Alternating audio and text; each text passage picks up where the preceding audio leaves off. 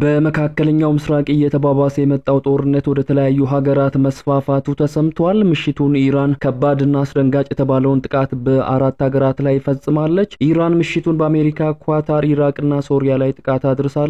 አሜሪካን በኢራን ላይ ጥቃት ማድረሷን ተከትሎ ሲዝቱ የነበሩ የኢራን የጦር ኃይሎች አስደንጋጭ የአጸፋ ምላሽ በአሜሪካ ላይ ፈጽመዋል። በመካከለኛው ምስራቅ እየነደደ የሚገኘው ጦርነት ወደ ቀጠናው ሀገራት መስፋፋቱ ተነግሯል። ጥቃት የተፈጸመባት ኳታር ኢራን ላይ ያጸፋ ምላሽ እንደምትሰጥም ገልጻለች። ወደ ጦርነቱ ከገቡ ሀገራት መካከል ሳውዲ አረቢያ፣ ኳታር፣ ኢራቅና ሶሪያ ይገኛሉ። በሌላ ሰበር መረጃ በስተመጨረሻም አሜሪካን እጅ ሰጥታለች። ኢራን አሜሪካንን መደብደቧን ተከትሎ ዶናልድ ትራምፕ ጦርነቱ እንዲቆም መጠየቃቸው ተሰምቷል። በመካከለኛው ምስራቅ እየተካሄደ ካለው ጦርነት ጋር ተያይዞ በርካታ አዳዲስ ሰበር መረጃዎች እየወጡ ይገኛሉ። መረጃዎቹን በዝርዝር ወደ እናንተ የምናደርስ ይሆናል። እንደተለመደው ይህንን ቪዲዮ ላይክ በማድረግ ይጀምሩ። አዲስ ከሆናችሁ ደግሞ ሰብስክራይብ በማድረግ አዳዲስና ወቅታዊ መረጃዎችን ያግኙ። አሁን በቀጥታ ወደ ዝርዝር ጉዳዮቹ እናመራለን።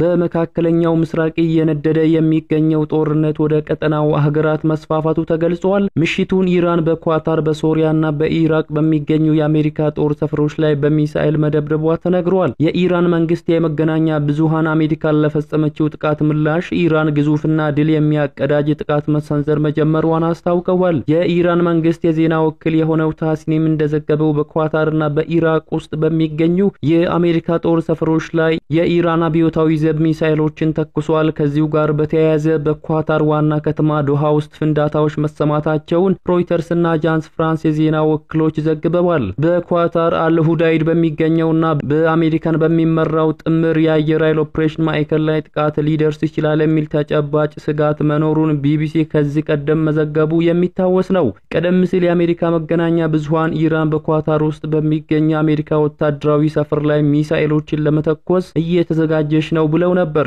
ኳታር አሁን ላይ በጊዜያዊነት የአየር ክልሏን የዘጋች ሲሆን የጦር ሰፈሩን በተጠንቀቅ ላይ እንደሚገኝ ቢቢሲ ዘግቧል። ስጋቱ የመጣው ኢራን በአየር ኃይሏ የጦር ሰፈር ላይ ሚሳኤል ጥቃት ተሰነዝራለች ከሚል ነው። አሜሪካን በኢራን የኒኩሌር ማዕከላት ላይ ጥቃት ከፈጸመች በኋላ ኢራን ተመጣጣኝ እርምጃ እንደምትወስድ ዝታ የነበረ ሲሆን ምሽቱን ወደ ተግባር ገብታለች። አልሁዳይድ ከኳታር መዲና ዶሃ ወጣ ብሎ የሚገኝ ግዙፍ የጦር ሰፈር ሲሆን አሜሪካን በመካከለኛው ምስራቅ ለምታደርጋቸው የአየር ዘመቻዎች የማዕከላዊ እዝ ዋና መስሪያ ቤት ሆኖ ይገኛል። የብሪታንያ ወታደሮችን በዚሁ የጦር ሰፈር ላይ እየተፈራረቁ እንደሚያገለግሉ ተነግሯል። ኳታር በበኩሏ በኢራን የተቃጣባትን ጥቃት ተመጣጣኝ ምላሽ እንደምትሰጥ ማስታወቃለች። የኳታር መከላከያ ሚኒስትር ኢራን ኳታር በሚገኘው አልሁዳይድ የጦር ሰፈር ላይ ሚሳኤል ተኩሳለች፣ በዚህም ኳታር ከኢራን ለተቃጣባት ጥቃት ተመጣጣኝ ምላሽ የመስጠት መብቷ በዓለም አቀፍ ሕግ የተጠበቀ መሆኑን ሚኒስትሩ ጠቅሰዋል። አክሎም የኳታር የአየር መከላከያ ስርዓት ከኢራን የተተኮሱ ሚሳኤሎችን በማክሸፍ ጥቃቱን መመከቱንም ተናግረዋል።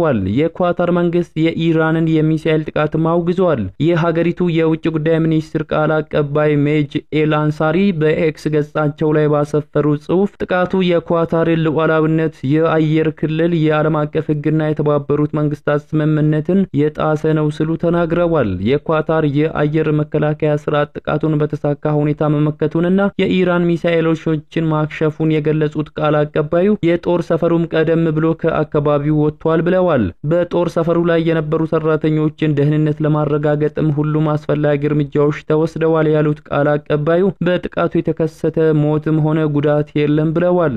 ኳታር ለዚህ ጭካኔ ለተሞላበት ጥቃት የሚመጥን ምላሽ መስጠት መብት እንዳላትም አክለዋል። በኳታር የሚገኘውና በኢራን የሚሳኤል ጥቃት ኢላማ የተደረገው አልኡዳይድ የተባለው የአሜሪካን ጦር ሰፈር ከዋና ከተማው ዶሃ አቅራቢያ የሚገኝ ነው። ይህ የጦር ሰፈር ወደ 8000 የሚጠጉ የአሜሪካን ወታደሮች የሰፈሩበት ሲሆን በመካከለኛው ምስራቅ የሚገኝ የአሜሪካ ሰራዊት ማዕከላዊ እዝ አየር ክልል ዋና ክፍል ነው። በባህረ ሰላጤው አካባቢ ረጅሙ የአውሮፕላን መንደርደሪያ ሜዳ ያለው ይህ የጦር ሰፈር በአሁኑ ወቅት አሜሪካን በኢራቅ ውስጥ ለምታካሂደው ወታደራዊ ተልዕኮ ዋና ማዘዣና የአቅርቦት ማዕከልም ሆኗል። ኳታር የአልኡዳይድን የጦር ሰፈር እንድትጠቀምበት የፈቀደችው ከ25 ዓመታት በፊት ነው። ሁለቱ ሀገራት ስምምነት ተፈራርመው ጦር ሰፈሩ በአሜሪካ እጅ ከገባ በኋላ ኳታር በይፋ በግዛቷ ውስጥ የአሜሪካ ወታደሮች እንዲሰፍሩ እውቅናም ሰጥታለች። የሀገሪቱ የስምምነት ጊዜ ባለፈው ዓመት ከመጠናቀቁ በፊት ሌላ ስምምነት ተደርሶ የአሜሪካ ወታደሮች ለተጨማሪ 10 ዓመታት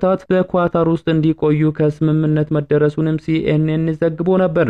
በሌላ በኩል ኢራን በሶሪያ የሚገኘውን የአሜሪካን የጦር ሰፈር በሞርታር ደብድባለች። የኢራን መንግስት በኳታር በሚገኘው የአሜሪካን የጦር ሰፈር ላይ ጥቃት ካደረሰ ከጥቂት ጊዜ በኋላ ማምሻውን በሶሪያ የሚገኘውን የአሜሪካን የጦር ሰፈር ላይ በሞርተር መደብደቧ ተዘግቧል። በሶሪያ ምዕራብ አሳካ ግዛት በሚገኘው የአሜሪካ የጦር ሰፈር ላይ ጥቃት መድረሱን ተከትሎ በአካባቢው ጥብቅ የጸጥታ ጥበቃ እየተደረገ መሆኑን የኢራኑ መሂር ዜና አገልግሎት ዘግቧል።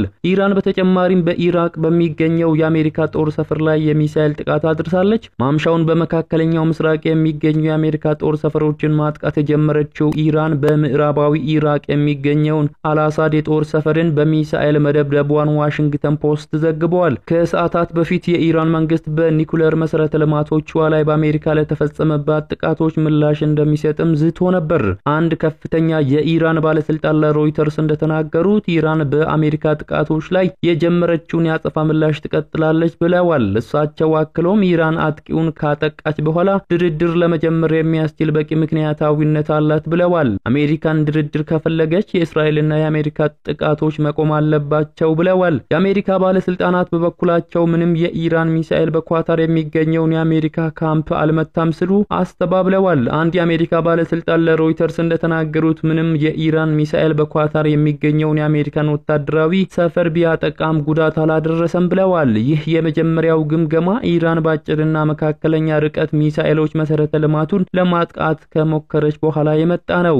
ኩዌት በበኩሏ በአካባቢው ውጥረት በመኖሩ የአየር ክልሏን ዘግታለች። የኩዌት የዜና አገልግሎት ኩና እንደዘገበው ኩዌት ከዛሬ ጀምሮ እስከ ተጨማሪ ማስታወቂያ ድረስ በአካባቢው ባሉ ክስተቶች ምክንያት የአየር ክልሏን ዘግታለች። እገዳው ኢራን በዶሃ የሚገኘውን የአልሁዳይድ የአሜሪካ ወታደራዊ ካምፕ ስትደበድብ ኳታርና ባህሬን የአየር ክልላቸውን መዝጋታቸውን ተከትሎ ነው ኩዌትም የዘጋችው። ሳውዲ አረቢያ በበኩሏ ኢራን በኳታር ላይ የፈጸመችውን ጥቃት አውግዛለች። የሳውዲ አረቢያ መንግስት በውጭ ጉዳይ ሚኒስተሩ በኩል ባወጣው መግለጫ ኢራን ማምሻውን በኳታር ላይ የፈጸመችውን ጥቃት በጽኑ አውግዛለች። የሳውዲ አረቢያ መንግስት በመግለጫው ኢራን በኳታር ላይ ያደረሰችው የሚሳኤል ጥቃትን በጽኑ አውግዞ ድርጊቱ የኳታርን ሉዓላዊነት፣ ዓለም አቀፍ ሕጎችና ቻርተርን እንዲሁም የመልካም ጉርብትና መሪሆችን የጣሰ ነው ብሏል። አያይዞም ድርጊቱን ከማውገዝ ባሻገር ኳታር ሉዓላዊነቷን ለማስከበር የምትወስዳቸው እርምጃዎች ሳውዲ አረቢያ ትደግፋለች፣ ከጎኗ በመሆንም ለማገዝ ዝግጁ ናት ብለዋል። በመጨረሻም እስራኤልና ኢራን ዘላቂ የተኩስ አቁም ስምምነት ለማድረግ መስማማታቸው ተነግሯል። እስራኤልና ኢራን ዘላቂ ተኩስ አቁም ለማድረግ መስማማታቸውን የአሜሪካው ፕሬዝዳንት ዶናልድ ትራምፕ ተናግረዋል።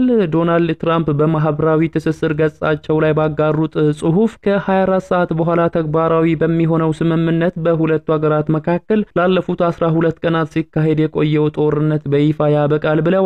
የእስራኤል መከላከያ በትራምፕ ሐሳብ ዙሪያ አስተያየት ከመስጠትም ተቆጥቧል። ኢራን እስካሁን በጉዳዩ ላይ ያለችው ነገር አለመኖሩን አሶሺየትድ ፕሬስ የዜና ወኪል ዘግቧል። የተወደዳችሁ የሚዲያችን ቤተሰቦች ለሰዓቱ የያዝናቸው አዳዲስ መረጃዎች የተከታተላችሁትን ይመስሉ ነበር። ከሰዓታት በኋላ አዳዲስ ሰበር መረጃዎችን ይዘን የምንመለስ ይሆናል። እስከዛው በያላችሁበት መልካሙን ሁሉ ተመኘን።